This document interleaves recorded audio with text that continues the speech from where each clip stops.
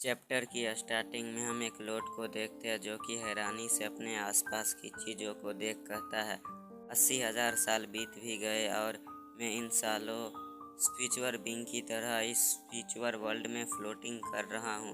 इतना बोल वह अर्थ की तरफ बड़ी तेज़ी से जाते कहता है, लेकिन अब बहुत हुआ।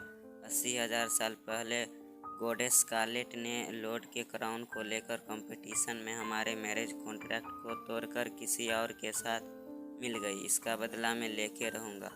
अब मैं कोई पावरफुल बॉडी ढूंढता हूँ जिसमें मैं जा सकूँ। और वो एक सेक्ट में पहुँच जाता है और सेक्ट को देख कहता है, यह जगह काफ़ी बड़ी है, यहाँ कोई ना कोई मुझे मिल ही जाए। और तभी हम एक बंदे को देखते हैं जो कि इंजर्ड हो ज़मीन पे गिरा होता है, तो एक अदर पर्सन उसके ऊपर अपना पैर डाल उससे कहता है, यांग चेन तुम सिर्फ एक सर्वेंट हो और तुमने मेरी वुमेन के पास आने की जरूरत कि इसलिए तुम्हें अब मरना होगा। तो ये सुन उसकी वुमेन कहती है, ली लिंग तुमने अच्छा काम किया, इस स्टूपिड को मैंने छोड़ दिया, फिर भी वो मुझे परेशान करना बंद नहीं कर रहा था। और ये सब ऊपर से वो लॉर्ड देख रहा होता है और वो लिंग को देख कहता है, वो पर्सन बहुत रिच और यंग लगता है, मुझे यकीन है कि उसकी फैमिली एक रिच फैमिली होगी, लेकिन वो बहुत क्रूरल है, इसलिए मैं अपनी बॉडी के लिए इससे चुनता हूँ। और वो हंसते हुए बड़ी तेज़ी से लिंग की तरफ बढ़ जाता है, लेकिन तभी लिंग वहाँ से हट जाता है तो लॉर्ड के सामने यांग चेन की बॉडी आ जाती है। तो लॉर्ड किसी तरह अपने आप को रोक लेता है जिससे वो यांग चेन के थोड़ा आगे गिरता है, लेकिन तभी हवा का एक झोंका आता है जिससे उसका बैलेंस बिगड़ जाता है और वो यांग चेन के बॉडी में चला जाता है और उसकी बॉडी में पावर फ्लो होने लगती है और लॉर्ड परेशान हो उठ जाता है और खुद को यांग चेन के बॉडी में देख खुद की किस्मत को कोसने लगता है। और अब हम लॉर्ड को यांग चेन के नाम से ही बुलाएंगे। तो लिंग और उसकी गर्ल पीछे से यांग चेन की आवाज़ सुन हैरानी से पीछे देखते हैं तो यांग चेन खड़ा होता है और तभी यांग चेन लिंग को गाली दे कहता है, ले लड़के तुमने मेरे बदला लेने की चाह को मिटा दिया है। लेकिन लिंग को कुछ समझ नहीं आ रहा होता है तो वो गुस्से से यांग चेन के तरफ बढ़ कहता है, तुम्हारी हिम्मत कैसे हुई लिंग फैमिली के यंगेस्ट सन को गाली देने की। तो यांग चेन अपने हाथों में एक अटैक तैयार कर लिंग के अटैक से टकरा देता है जिससे दोनों पीछे जा सकते हैं। तो ये सब देख वहाँ पे खड़े लोग हैरानी से कहते हैं, मैं कभी सोच भी नहीं सकता हूँ कि यांग चेन लिंग के अटैक को ब्लॉक कर सकता है। और अब लिंग को दिखाया जाता है जो कि अपने और पावर को रिलीज कर बोलता है, मेरा इंसल्ट करने के लिए यांग चेन अब तुम पछताओगे। तो यांग चेन उसे आने का इशारा कर बोलता है, बातें कम करो, अगर फाइट करना है तो फाइट करो। इतना बोल वो अपनी पावर को रिलीज करने को करता है, लेकिन तभी उसे रियलाइज़ होता है कि इस बॉडी के वीक होने के कारण अब वह और पावर यूज़ नहीं कर सकता है। तभी लिंग का पंच उसके चेहरे के सामने आ जाता है और वो पंच यांग चेन को लगता कि तभी कोई लिंग के पंच को ब्लॉक कर लेता है जिससे दोनों हैरान हो जाते हैं। और हम देखते हैं कि यांग चेन को बचाने वाली एक लड़की होती है जो कि लिंग से कहती है, ली लिंग अभी तुम स्कूल में हो और स्कूल में डिसाइबल के बीच फाइट अलाउड नहीं है। तो लिंग उससे कहता है, लिंग युवाओं तुम्हारे लिए अच्छा होगा कि तुम यहाँ से हट जाओ।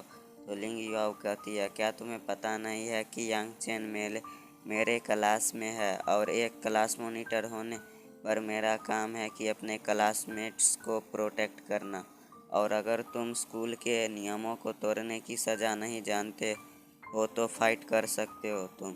ये सुन लिंग अपना दांत पीसते रह जाता है और वहाँ से जाते हुए कहता है, यांग चेन तुम यह मत समझो कि यह फाइट अभी ख़त्म हो गई है, तुम्हें तो मैं कभी और देखता हूँ। और लिंग अपनी वुमेन के साथ वहाँ से जाने लगता है तो उसकी वुमेन कहती है, क्या तुम उसे ऐसे ही जाने दोगे? तो लिंग कहता है, बिल्कुल भी नहीं, और तुम चिंता मत करो क्योंकि आज रात मेरे फैमिली की मीटिंग है जहाँ सभी सर्वेंट को प्रेजेंट होना है और यांग चेन के फादर मेरे फैमिली के सर्वेंट है तो उनको आना ही पड़ेगा। तो यांग चेन को भी वहाँ आना पड़ेगा, तब मैं उसे सबक सिखाऊंगा।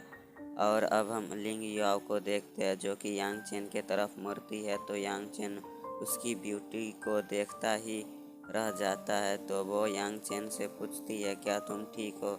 लेकिन यांग चेन अपने ही ख्यालों में डूबा होता है तो वो समझ जाती है कि यांग चेन उसे ही देखता जा रहा है, तो वो एम्बैरेस फील करते पीछे हट जाती है। तो यांग चेन यह देख कहता है, लगता है अब मामला बिगड़ने वाला है। इसलिए यांग चेन अब बेहोश होने का नाटक करने लगता है। तो लिंग याओ 2 पर्सन को बुला कहती है, इस पर्सन को इसके घर सही सलामत पहुंचाओ।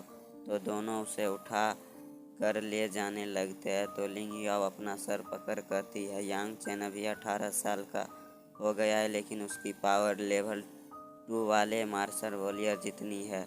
मुझे यकीन है कि स्कूल का हर डिसाइबल इससे बेहतर होगा। और अब सीन यांग चेन पर जाता है, जहां उसे वे दोनों मार्केट के रास्ते से ले जा रहे होते हैं। तो वो सोचने लगता है कि इस बॉडी की पोटेंशियल और पावर बहुत वीक है, इसलिए मुझे कल्टीवेट कर अपनी पावर को बढ़ाना होगा। इसके सिवा मेरे पास कोई दूसरा रास्ता भी नहीं है। ये सब सोच वो उठ जाता है, जिसे देख वे दोनों चौंक जाते हैं। तो यांग चेन वहाँ से मार्केट में दौड़ कर जाते कहता है, अब मैं ठीक हूँ, आप दोनों जा सकते हैं। और यांग चेन अब मार्केट में आ कहता है, अब मेरी पावर वीक होने के कारण मुझे पिल्स पर डिपेंड होना पड़ेगा। और वह बड़ी तेज़ी से सभी दुकानों में जाकर पिल्स रिफाइन करने के लिए ज़रूरी सामान ले लेता है।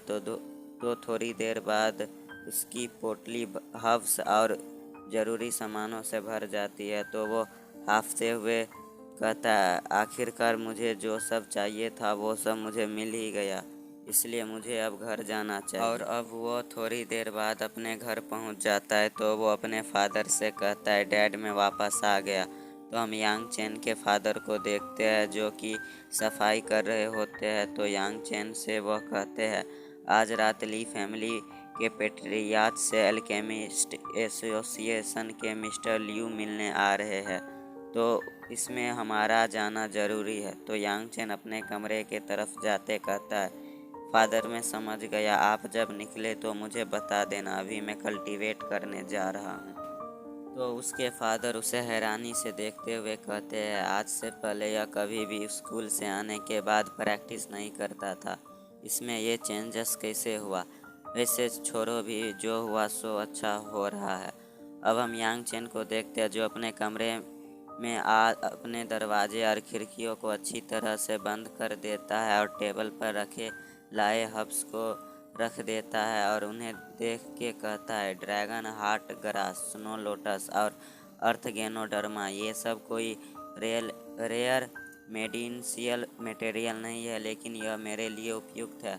और कल्टीवेट करने वह बैठ जाता है। तो तभी उसके हाथ में ब्लू स्पिरिचुअल फायर आ जाता है, जिसे देख वह कहता है, पास्ट में जब मैं लॉर्ड था तब मेरी स्पिरिचुअल पावर किसी भी फॉरेस्ट को रोशनी दे सकती थी, और अब यह सिर्फ एक छोटी फ्लेम जितनी है। और अब फिर से वह कल्टीवेट करने बैठ जाता है, और थोड़ी देर बाद कल्टीवेट करने के बाद उसके दोनों हाथों में अलग अलग फ्लेम आ जाती है। तो वो सन एंड स्काई फार्मूला का यूज़ कर उन दोनों फ्लेम को मर्ज कर देता है, जिससे उसके हाथ में ग्लेज पिल रिफाइन हो आ जाती है। तो वो जल्दी से पिल को खा लेता है और कहता है, यह sun and sky formula pill refine करने के 100 बेस्ट फार्मूला में से 71th पैलेस पर आता है। और आगे वह कहता है, अब टाइम आ गया है ब्रेक थ्रू करने का। और अब हम दूसरी तरफ देखते हैं, जहाँ उसके फादर घर को पूरा क्लीन कर देते हैं, और अब इधर यांग चेन